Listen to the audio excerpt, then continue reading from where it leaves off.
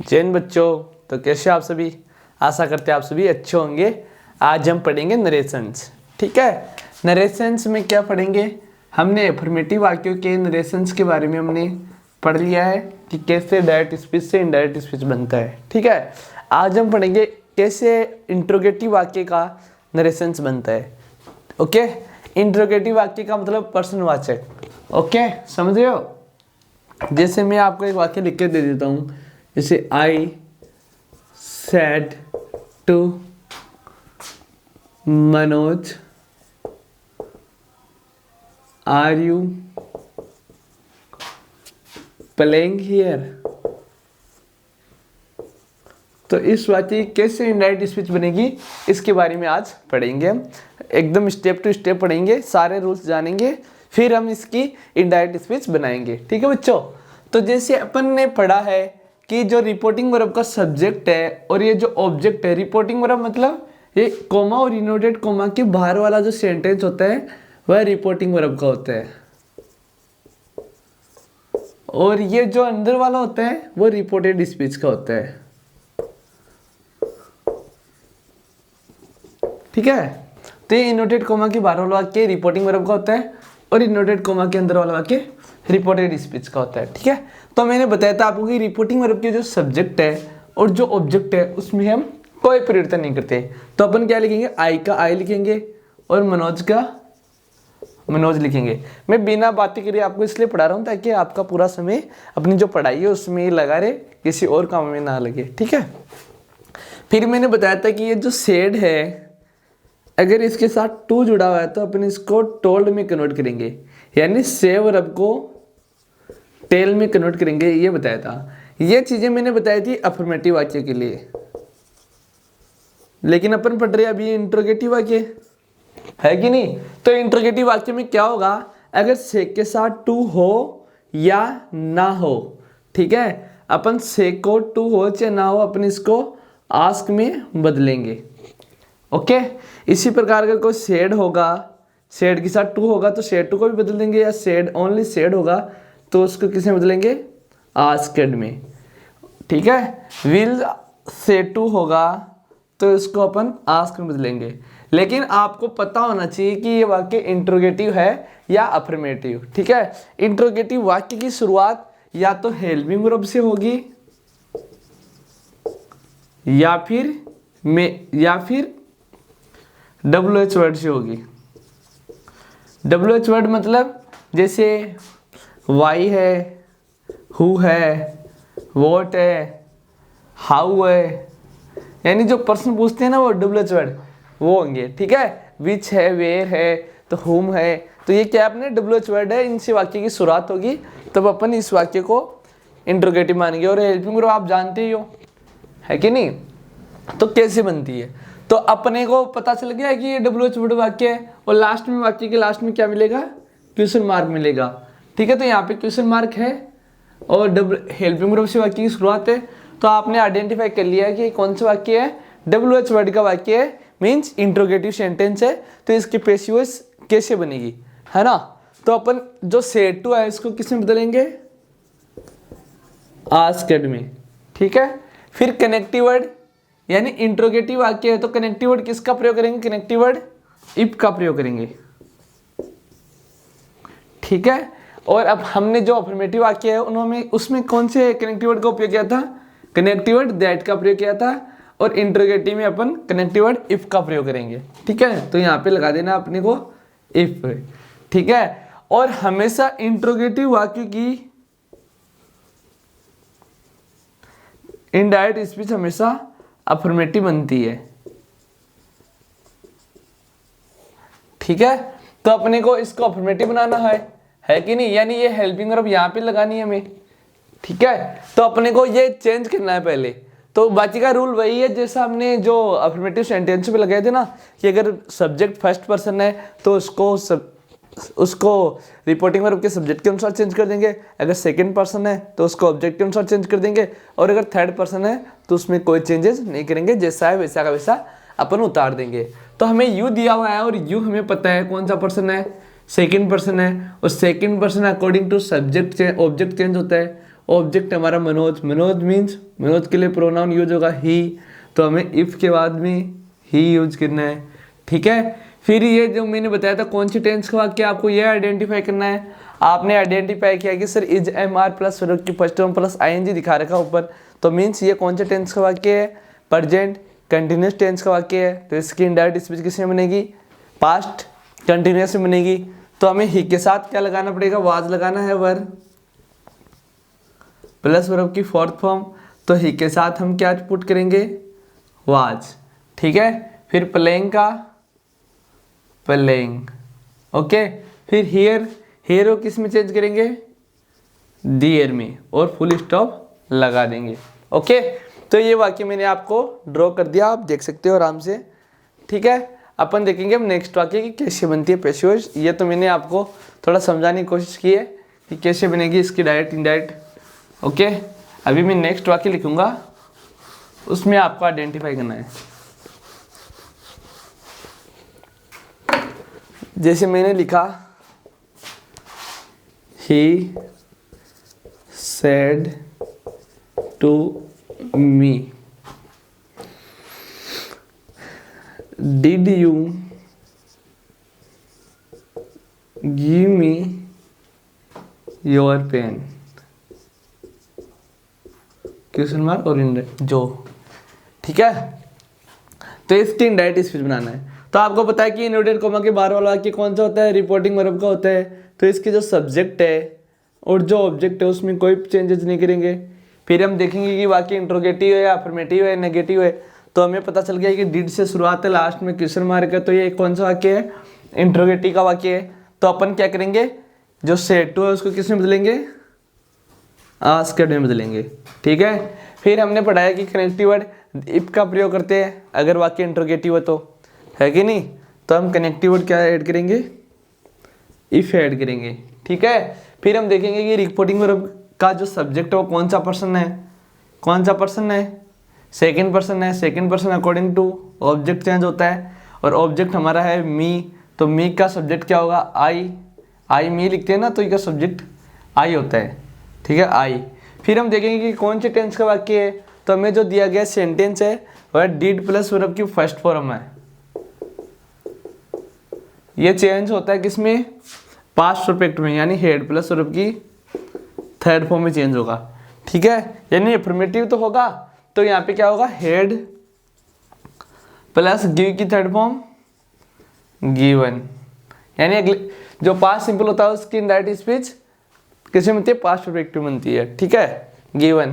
फिर ये मी है, मी आई का रूप है, और ये चेंज होता है अकॉर्डिंग टू सब्जेक्ट। सब्जेक्ट है हमारा ही, तो ही का ये ऑब्जेक्ट का फॉर्म है, आई का आई मी, तो ही का हिम, तो यहाँ पे क्या लिखेंगे हम, हिम, ठीक है। फिर ये योर है, ये यू का रूप है, जैसे यू, यू, योर, और यू चेंज होता है अकॉर्डिंग टू ऑब्जेक्ट। ऑब्जेक्ट है मी, मी है आई का रूप, आई मी माई, तो यहाँ पे कौन सा रूप आ जाएगा, योर के नीचे माई वाला, ठीक है। फिर पेन का, पेन और अफर्मेटिव बनाए तो फुल स्टॉप लगा देंगे, ठीक है। ये चीज़ें आपको समझ में आ गई होगी। एक एग्जाम्पल और लेते हैं, उससे आपको थोड़ा और समझ में आ जाएगा, ओके। बाकी का सिस्टम वही है कि अगर रिपोर्टिंग वर्ब का वाक्य अगर प्रेजेंट या फ्यूचर टेंस है तो रिपोर्टेड स्पीच के वाक्य में अपन कोई चेंजेस नहीं करेंगे, ठीक है, प्रोनाउंस को छोड़कर, और किसी भी चीज़ में कोई चेंजेस नहीं करेंगे, ओके। ये चीज़ आपको समझनी है, छोटी छोटी चीज़ें समझोगे तभी आपको वाक्य और ये जो नरेशन है ये समझ में आएगा, अदरवाइज नहीं आएगा, ठीक है। जैसे मैं आपको एक वाक्य दे देता हूँ, वी से टू माई बॉयज या और बॉयज,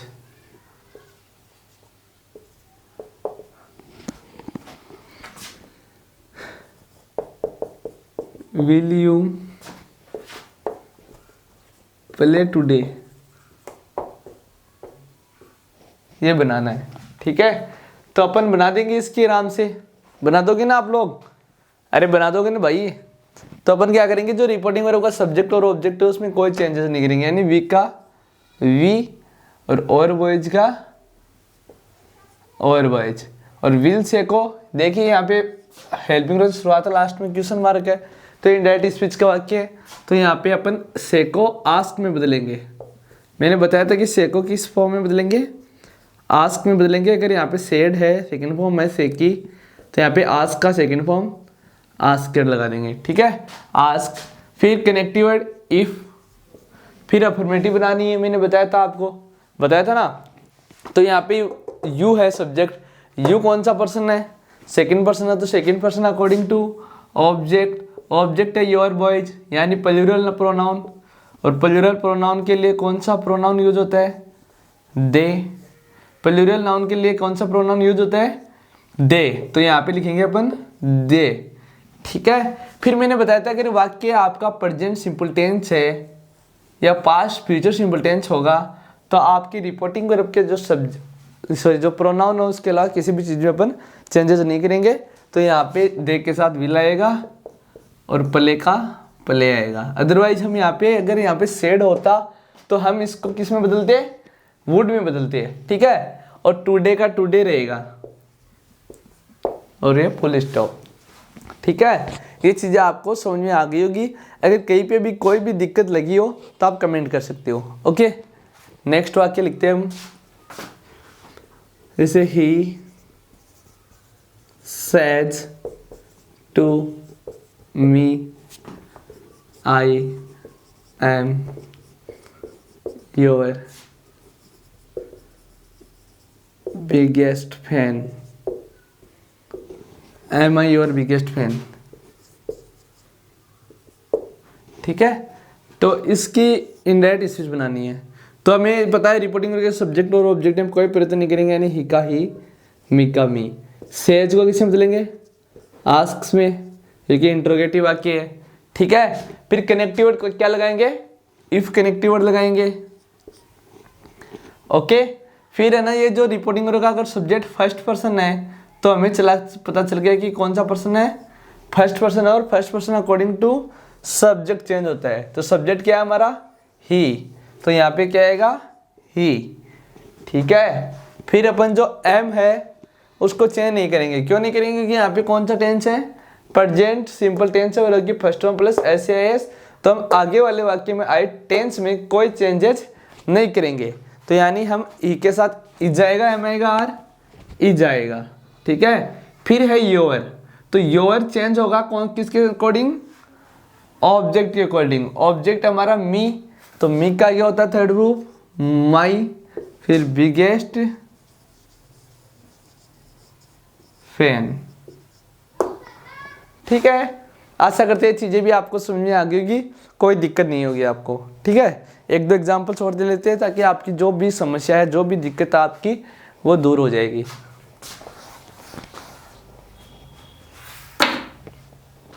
एक एग्जाम्पल बताता हूँ मैं, Meenu said to me, can I help you tomorrow?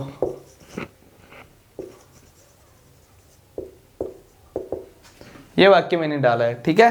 तो इसकी बनानी है हमें इनडायरेक्ट स्पीच। तो हमें पता है मीनू में और मी में कोई चेंजेस नहीं होगा, तो मैं लिख देता हूँ यहाँ पे मीनू फिर मी। फिर ये हेल्पिंग वर्ब की शुरुआत है, मॉडल की शुरुआत हो, तो ये इंट्रोगेटिव वाक्य है, तो अपन सेड को किसमें बदलेंगे, आस्क्ड में, ठीक है। फिर हम क्या यूज करेंगे, कनेक्टिव वर्ड इफ यूज करेंगे, ठीक है। फिर हम जो अफर्मेटिव बनाएंगे, तो ये आई सब्जेक्ट है, आई कौन सा पर्सन है, first person of first person according to subject change होता है। सब्जेक्ट है Meenu, Meenu means pronoun she, तो यहाँ पे लिखना है हमें सी, ठीक है। फिर कैन को चेंज करना है, तो कैन किस में चेंज होगा, कुड में चेंज होगा। फिर हेल्प का help, could verb model plus verb की फर्स्ट फॉर्म, ठीक है। फिर ये जो यू है, यू कौन सा पर्सन है, सेकेंड पर्सन है, और second person according to object change होता है। तो ये यू ऑब्जेक्ट के रूप में यहाँ पे, अगर यहाँ पे होता तो सब्जेक्ट के रूप में होता, तो मी भी ऑब्जेक्ट के रूप में, तो यहाँ पे मी का मी, ठीक है। फिर टुमारो किस में चेंज होगा, the next day.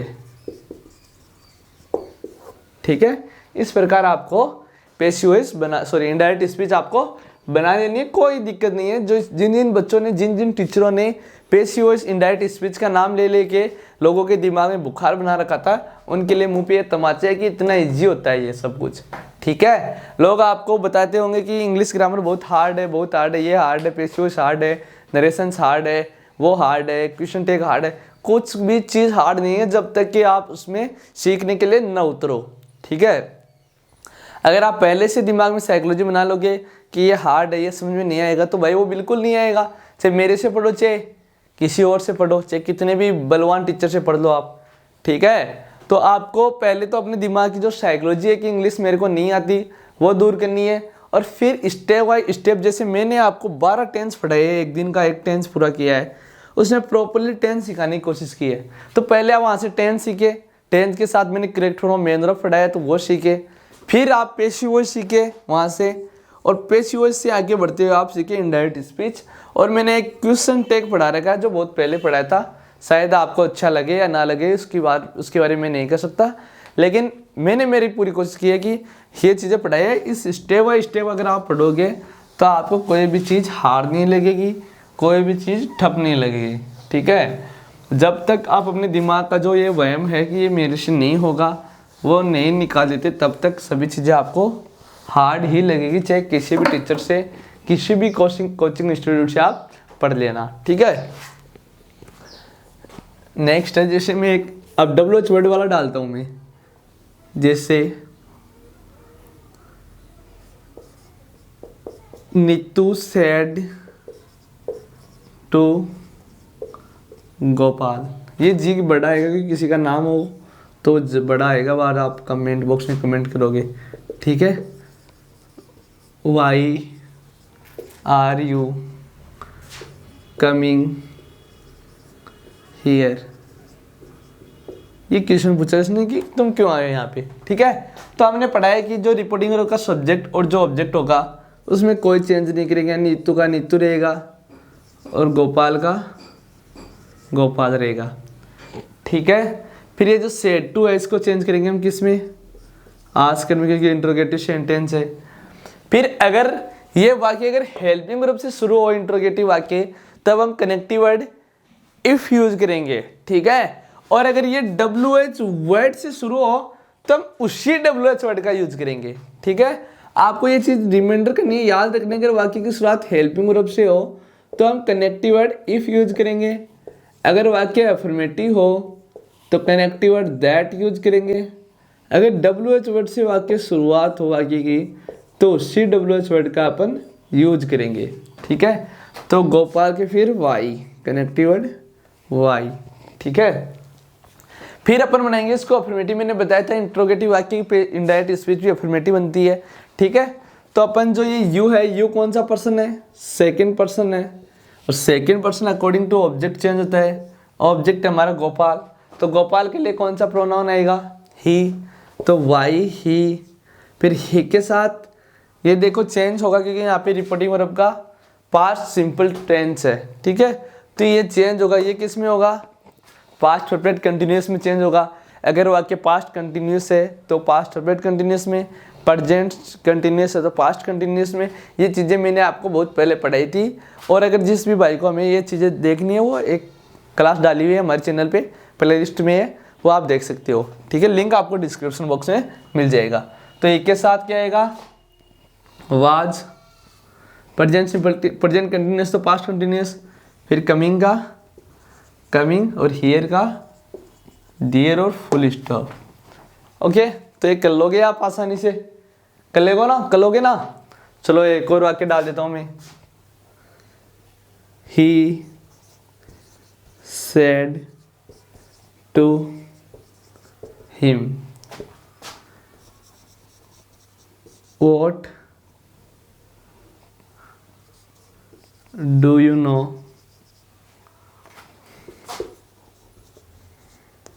about this situation। ठीक है, तो इसकी इनडायरेक्ट स्पीच कैसे बनेगी, तो हमें पता है कि रिपोर्टिंग वर्ब के सब्जेक्ट और ऑब्जेक्ट में कोई परिवर्तन नहीं करेंगे, यानी ही का ही रहेगा और हिम का हिम रहेगा।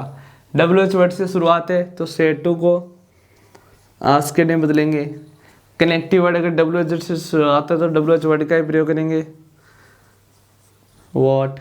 ठीक है, फिर ये यू है, यू कौन सा पर्सन है, सेकंड पर्सन है, तो second person according to object change होगा, ऑब्जेक्ट है हमारा हिम, तो हिम का सब्जेक्ट ही।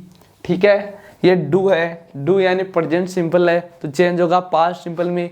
ठीक है, अफर्मेटिव तो नो का सेकंड फॉर्म न्यू, अबाउट का अबाउट, दिस का दैट, और सिचुएशन का सिचुएशन, और ये फुल स्टॉप। ओके, तो ये चीज़ें आपको समझ में आ गई होगी। अगर कहीं पे भी आपको इसमें दिक्कत लगी हो, कहीं पे भी कुछ भी मिस्टेक आपको हुई हो, तो आप हमें आराम से कमेंट बॉक्स में कमेंट कर सकते हो बिना किसी झिझक के। हम हर क्वेश्चन का आपको रिप्लाई देंगे एकदम हम्बल तरीके से। ठीक है, तो आपको मैंने अभी पढ़ाया है कि अगर वाक्य की शुरुआत हेल्पिंग वर्ब से हो यानी इंट्रोगेटिव वाक्य में, तो आपको कनेक्टिव वर्ड इफ लगाना है और जैसा रूल पहले था वैसे ही बनाना है, हमें अफर्मेटिव बनाना है वाक्य को। ठीक है, मेन ये काम करना है। और अगर WH वर्ड से शुरुआत हो तो आपको कनेक्टिव वर्ड उसी WH वर्ड का यूज करना है, क्वेश्चन मार्क को हटाना और वाक्य की जो इनडायरेक्ट स्पीच है वो अफर्मेटिव बनानी है। और से को और जो सेड है उसको आस्क में बदलना है, चाहे टू हो या ना हो। तो ये चीज़ें मैंने आज आपको पढ़ाने की कोशिश की है, आपको आसानी से समझ में आ गई होगी। अगर कहीं पे भी आपको दिक्कत लगी हो तो कमेंट बॉक्स में कमेंट डाल देना। चलो मिलते हैं अगली क्लास में इसी उत्साह और उमंग के साथ। बस थोड़े दिनों की बात है, हम जो डिजिटल बोर्ड पैनल लेके आ जाएंगे, तब आपकी जो बहुत सी जो समस्या है, जो चीज़ें आपको समझ में नहीं आ रही, हम आपको डायग्राम के थ्रू और कुछ इनिशिएटिव तरीके से आपको समझाने की कोशिश करेंगे। तो आप बने रहे हमारे साथ, औरों को भी जोड़ने की कोशिश करें। मिलते हैं अगली क्लास में। ठीक है, जय हिंद। सब्सक्राइब कर देना, वीडियो को शेयर कर देना। ठीक है, थैंक यू।